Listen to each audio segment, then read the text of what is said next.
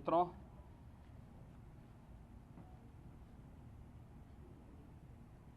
वर्तमान में प्रदेश का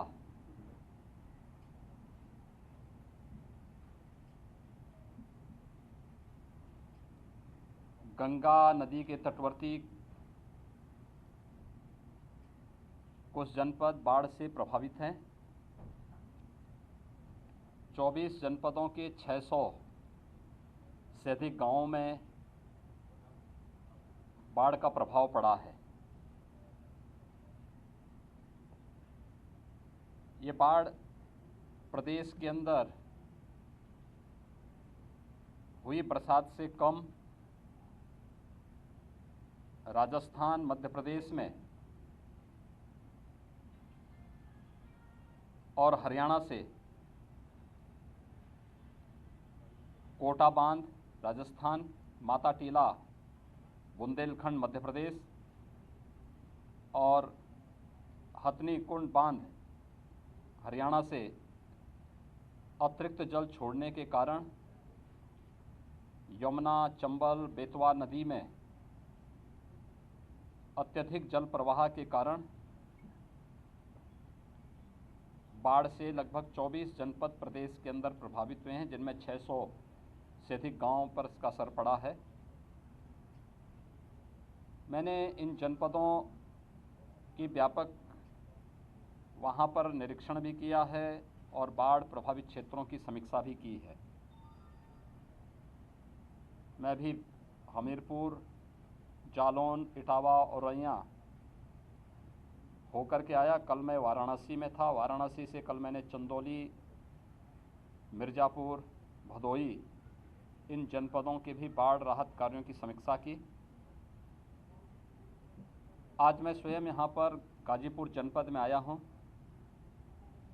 गंगा जी के तटवर्ती क्षेत्रों में बाढ़ के कारण लगभग 32 राजस्व गांव प्रभावित हुए हैं। लगभग 1.5 लाख की आबादी कम और ज़्यादा इससे प्रभावित हुई है। मैंने अभी बाढ़ पीड़ितों को दी जाने वाली राहत सामग्री का भी निरीक्षण किया और साथ ही साथ जनप्रतिनिधियों के मार्गदर्शन में, उनके नेतृत्व में जिला प्रशासन के द्वारा राहत कार्यों को किए जाने की समीक्षा भी की है। युद्ध स्तर पर कार्य चल रहे हैं। हर प्रभावित गांव में नाव या फिर एसडीआरएफ, एनडीआरएफ या पीएसी की फ्लड यूनिट को लगाने की कार्रवाई पूरी की जा चुकी है। युद्ध स्तर पर राहत कार्य चल रहे हैं।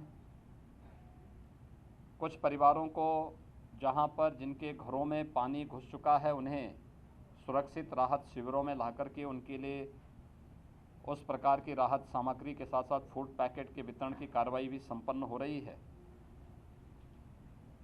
जिला प्रशासन को स्पष्ट निर्देश दिए गए हैं कि हर एक प्रभावित गांव के लिए एक नोडल अधिकारी की तैनाती जो पहले से है उसका और पुख्ता किए जाने की आवश्यकता है। राहत सामग्री पर्याप्त मात्रा में वितरित किए जाने की आवश्यकता है और समय पर किए जाने की आवश्यकता है।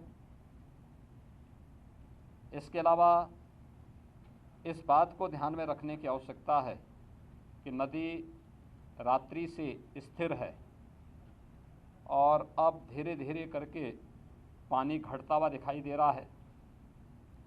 इस समय सतर्कता बरतने की आवश्यकता है।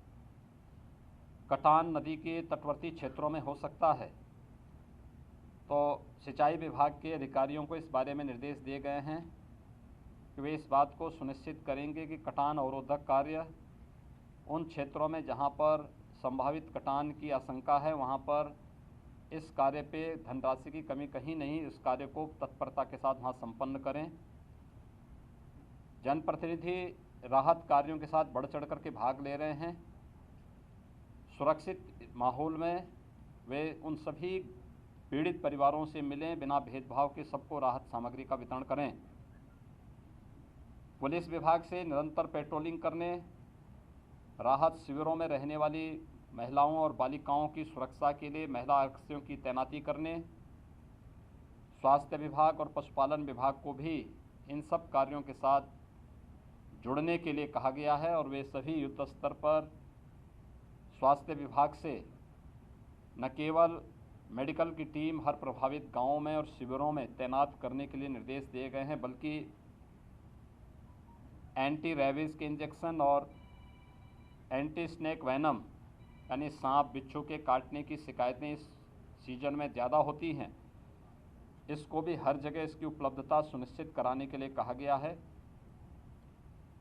पशुपालन विभाग से पशुओं के उपचार और उनके लिए चारे की व्यवस्था के लिए भी कहा गया है। ये सभी कार्य युद्ध स्तर पर चल रहे हैं। जिन 32 राजस्व गांवों में बाढ़ का प्रभाव देखने को मिला है, उन पर युद्ध स्तर पर लग कर के अगले 24 घंटे के अंदर उन सभी पीड़ित परिवारों को राहत उपलब्ध कराने के लिए निर्देश दिए गए हैं। कार्य संतोषजनक ढंग से राहत कार्य चल रहे हैं और मैं विश्वास के साथ कह सकता हूं कि कोरोना महामारी के दौरान जनप्रतिनिधियों ने, प्रशासन ने हेल्थ वर्कर्स और कोरोना वॉरियर्स के साथ मिलकर के जो प्रदर्शन किया है, इस बाढ़ जैसी आपदा का भी सामना इसी तत्परता के साथ सभी लोग मिलकर के करेंगे। बहुत बहुत धन्यवाद।